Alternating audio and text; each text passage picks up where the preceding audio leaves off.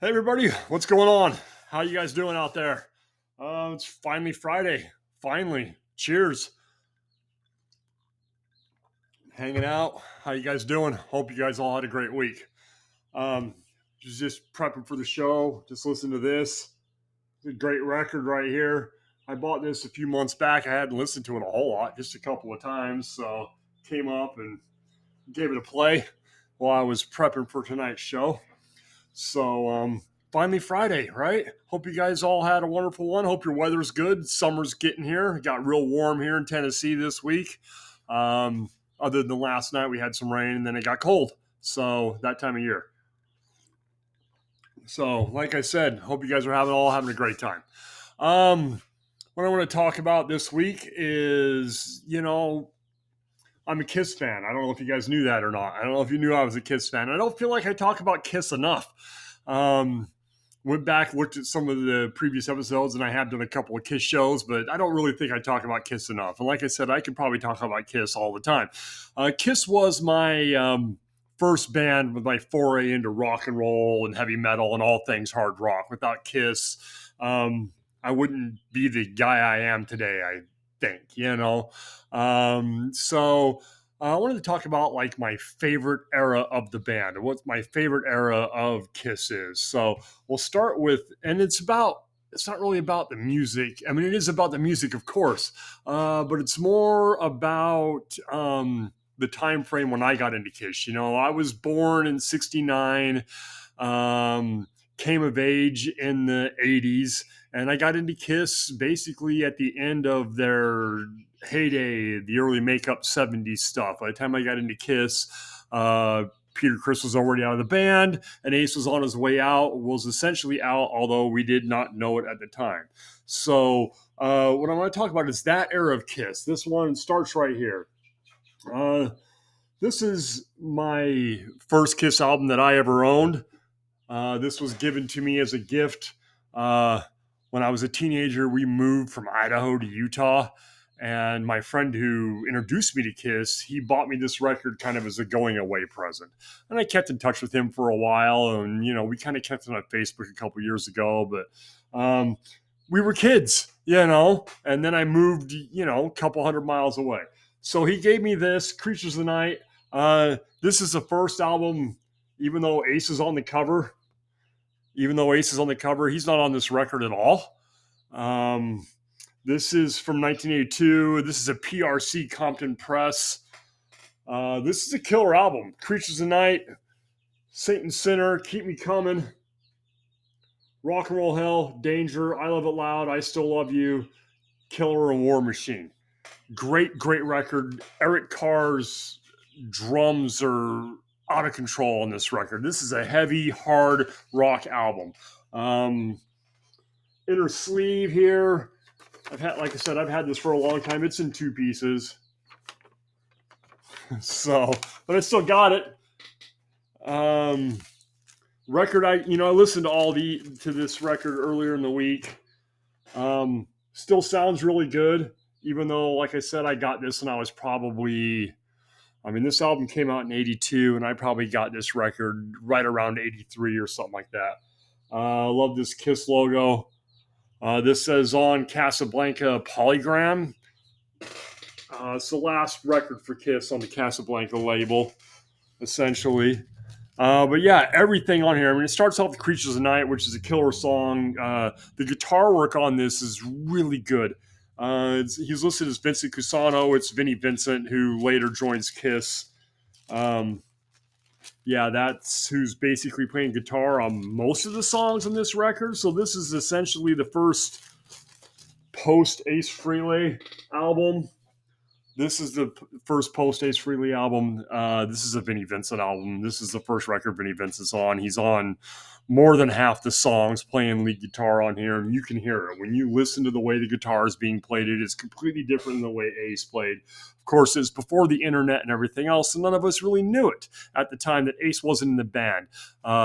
Due to contractual obligations and all that, Ace is on the cover. He's in the video for I Love It Loud. He does not go on tour. Vinny joins them on tour with his famous Onk makeup and then becomes a member of the band on the next record. And So yeah, this is essentially, even though Ace is on it, this is Vinny's first album, and you can tell by listening to guitar work that is not Ace Frehley playing, is definitely Vinny Vincent. Like I said, how we didn't know when we were kids, how I didn't know, we just assumed, it's Ace. Ace is on the front cover. It's got to be an Ace album, right? And Ace hadn't left the band yet. That didn't happen until later. According, he was out of the band, but it's like I said, still on the cover, still in the videos, but it wasn't announced until way later. The days before the internet, you could definitely get away with that. So we'll just go to the next one. Look it up. 1983. Kiss takes the makeup off, and Vinnie Vincent's officially in the band. That's Vinny right here, and Eric and Gene and Paul. This is a killer record also. This is from 1983, the Pittman Press, which I guess means is from New Jersey. There's your track listing. Exciter, Not for the Innocent, Lick It Up, Young and Wasted, Give Me More, All Hell's Breaking Loose, Million to One, Fits Like a Glove, Dance Over Your Face, and On the Eighth Day. And basically this album is a good, heavy, hard rock 80s metal album. It really is. Every song on here is a banger. The worst song on here is Look It Up. Honestly, it's the most generic song on here. This is Vinny is kicking ass. Gene Simmons is writing cool songs, Not for the Innocent, Young and Wasted, Fits Like a Glove, all those songs, and then All Hell's Breaking Loose and all this stuff. I mean, this is a really good record. Mostly written by Gene and Paul. Most of the songs are written by Gene and Paul and Vinnie Vincent. Same with Creatures. Most of the songs were written, Ace gets writing credits on side one, and Vinny gets writing credits on side two of Creatures, but they give Vinny writing credits on all of this. This is a really good record.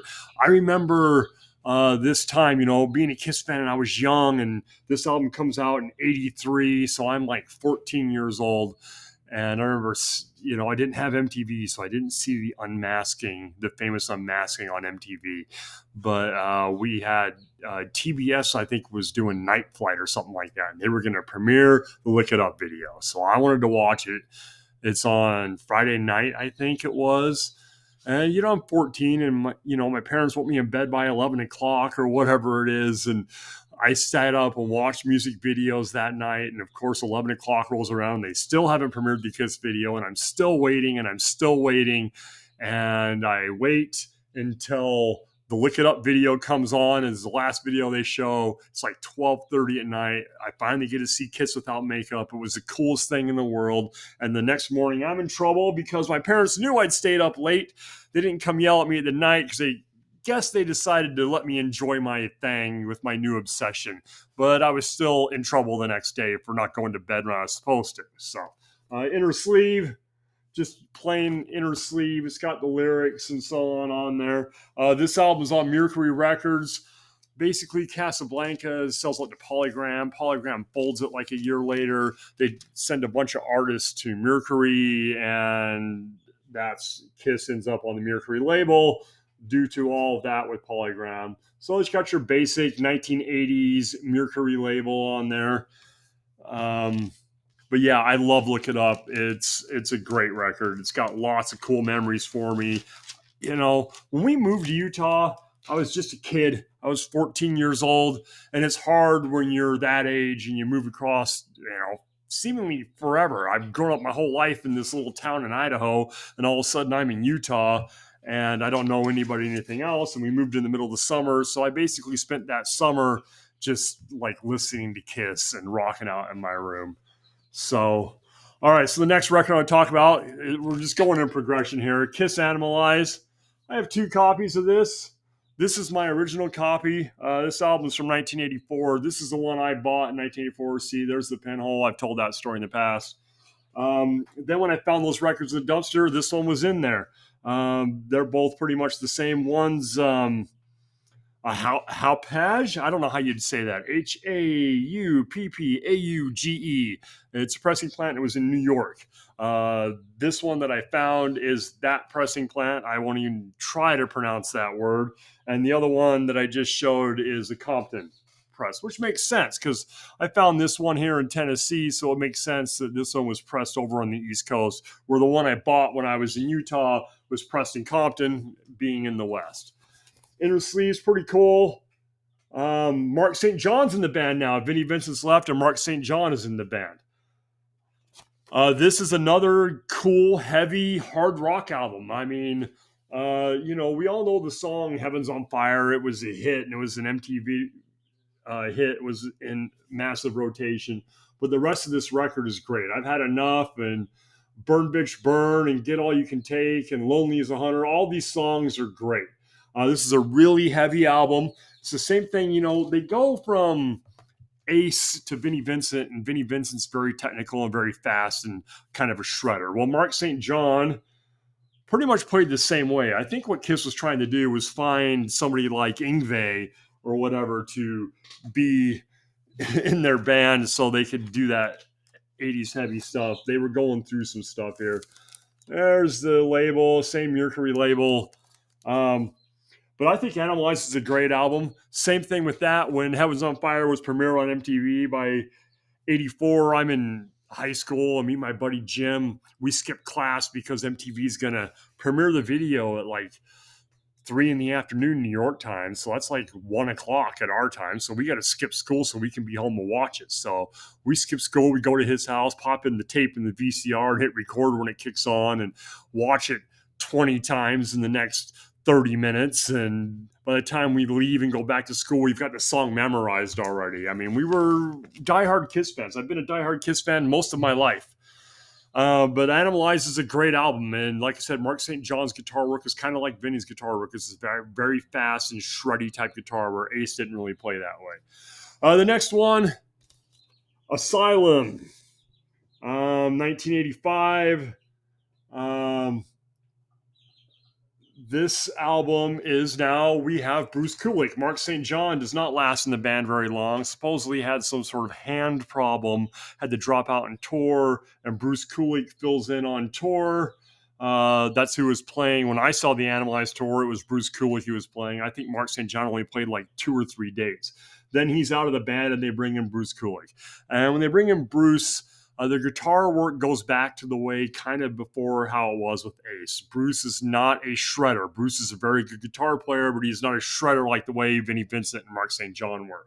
But I think that fits Kiss better. I think it fits their songwriting better, But, with Creatures and Lick It Up and Animalize, those are all very heavy early 80s. They're like metal albums. They're like hard rock metal albums. Now, this is more of a glam style, more of that 80s glam style of metal. But it's still, I really like this record a lot. King of the Mountain, any way you slice it. There's the track listing. Hard to read. Any way you slice it. Who Wants to Be Lonely, Trial by Fire, I'm Alive, Love's a Deadly Weapon, Tears Are Falling, Secretly Cruel, Radar for Love, and All Night. And Who Wants to Be Lonely, Tears Are Falling, and All Night all had videos on MTV. Paul Stanley with his green gloves and all that stuff and all the girls and everything else. It was pure 80s debauchery. It really was.